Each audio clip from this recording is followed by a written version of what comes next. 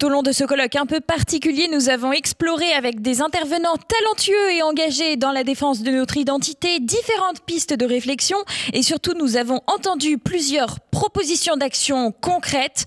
Jean-Yves, comme le veut la tradition, vous allez à présent clôturer ce 6e forum de la dissidence. C'est à vous. Merci Floriane. Merci à tous les intervenants qui m'ont précédé dans les tables rondes ou à ce pupitre. Au fond, ce qui a été dit au cours de cet après-midi est assez clair. L'assimilation, c'est une vieille lune. Ça ne marche pas, ça ne marche plus, sauf pour quelques individus d'exception. La séparation, elle est en place. La séparation, elle est en place. La communautarisation des nôtres, elle doit se faire, elle doit progresser. Et puis la remigration, c'est un objectif qu'il faut poursuivre et qui est tout à fait réalisable. Alors au fond, tout le monde devrait s'accorder sur ces constats, parce que ce sont des constats de fait. Mais peu le font. Pourquoi ? Eh bien, Peggy a formidablement exprimé cela, avec cette double phrase qui permet de comprendre la situation. Il est difficile de dire ce que l'on voit, et il est encore plus difficile de voir ce que l'on voit. Eh bien, la vocation de Paul Eméat et de ceux qui interviennent dans ces forums, c'est précisément de voir ce que l'on voit et de dire ce que l'on voit. Alors c'est vrai que c'est difficile. C'est difficile parce qu'il faut sortir du confort intellectuel et s'exposer à la diabolisation. Et dans le cas de cette sortie du confort intellectuel et de cette exposition à la diabolisation, que faut-il faire ? Eh bien, tout simplement, accepter la diabolisation. Car la diabolisation est le prix à payer pour le courage. En leur temps, De Gaulle ou Solzhenitsyn ont été diabolisés. Et s'agissant des questions d'immigration, Jean-Marie Le Pen, mais avant lui, Enoch Powell, le grand conservateur britannique, ont été diabolisés pour avoir dit des choses justes. Et puis, il ne faut pas plier, il ne faut pas s'excuser, il faut assumer pleinement ce qu'on croit juste. Et briser les tabous des convenances bisounours, balayer les fadaises du vivre ensemble, dont Collomb, lorsqu'il a quitté le ministère de l'Intérieur, a reconnu qu'il pouvait dégénérer en face à face. C'est un ministre de l'Intérieur qui a reconnu cela, c'est vrai, le jour où il a quitté son poste. Il faut aller plus loin.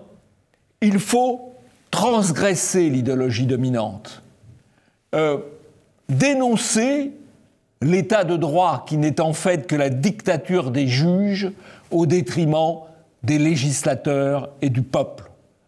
Il faut aussi mettre en cause l'idéologie des droits de l'homme qui va contre le droit des peuples et rétablir le droit des peuples à l'identité et à la continuité historique.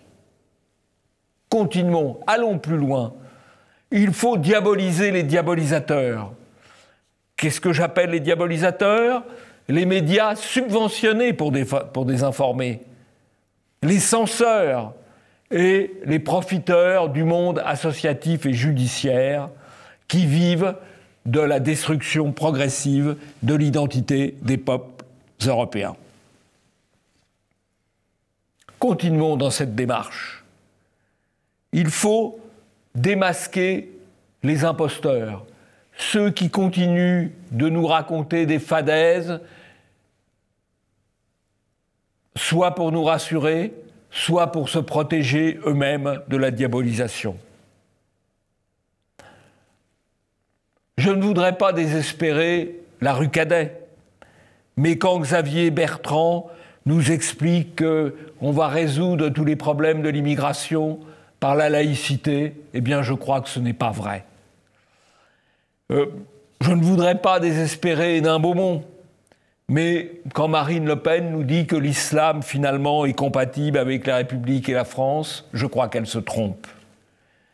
Et je ne voudrais pas non plus désespérer Versailles ou l'état-major des armées, mais quand le général de Villiers nous dit qu'au fond, il suffirait de jouer au foot avec les jeunes des Mureaux ou du Val-Fouré pour régler le problème, je crois que ce n'est pas vrai. Il faut exiger de ceux qui parlent, de ceux qui s'expriment en public, qu'ils disent la vérité, qu'ils reconnaissent les faits et qu'ils arrêtent d'endormir les Français. On a vécu au cours de cette année 2020 l'urgence sanitaire, ce qu'on a appelé l'urgence sanitaire. Pour un virus finalement qui n'est pas tout à fait bénin, mais dont l'effet démographique principal sera sans doute moins sur la mortalité de 2020 que sur la natalité de 2021. C'est en tout cas quelque chose à regarder de près. Et je crois que bien au-delà de l'urgence sanitaire, nous avons à faire face à une urgence identitaire. Et que pour faire face à l'état d'urgence identitaire, à l'urgence identitaire, il faut accepter l'état d'urgence identitaire et rompre avec toutes les contraintes juridiques ou juridictionnelles, qu'elles viennent de la Cour européenne des droits de l'homme, du Conseil constitutionnel, du Conseil d'État ou des tribunaux judiciaires, pour prendre les mesures qui s'imposent pour arrêter l'immigration et engager la remigration. L'état d'urgence identitaire est une priorité absolue.